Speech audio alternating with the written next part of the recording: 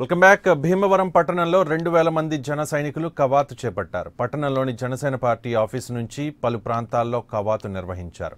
జనసేన అధ్యక్షుడు పవన్ కళ్యాణ్ను భీమవరంలో గెలిపించుకుంటామని ఆ పార్టీ నేతలు చెబుతున్నారు. రాష్ట్రంలో అత్యధిక స్థానాలు గెలుచుకుని పవన్ కళ్యాణ్ సీఎం అవుతారని ధీమా వ్యక్తం చేశారు.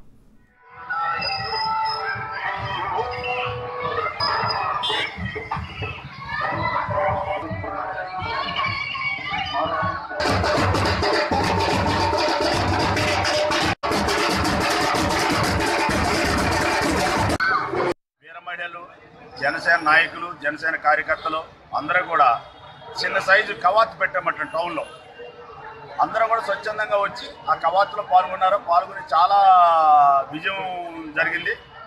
రాబోయే రోజుల్లో రాబోయే సీఎం పవన్ కళ్యాణ్ గారు భీమవరం నుంచి నెగ్గడం ఖాయం. మేము ఆల్రెడీ నెగ్గాం. దేని మీద ఉన్నామంటే మేము మెజార్టీ మీద వ్యవహారం చేస్తున్నాం. అలాంటి దోపిడీదారులు ఎవరైతే లక్షల కోట్లు, వేల కోట్లు దోపిడీలు చేసుకుని మరి 18 కేసుల్లో ఒక ఆయన, అలాగే 13 కేసుల్లో ఒక ఆయన మరి ఉండి ఈ రోజున మరి ప్రజలలోకి వచ్చి ఓట్లు అడుగుతున్నారంటే మరి ప్రజలు ఏ విధంగా ఓట్లు వేస్తారు?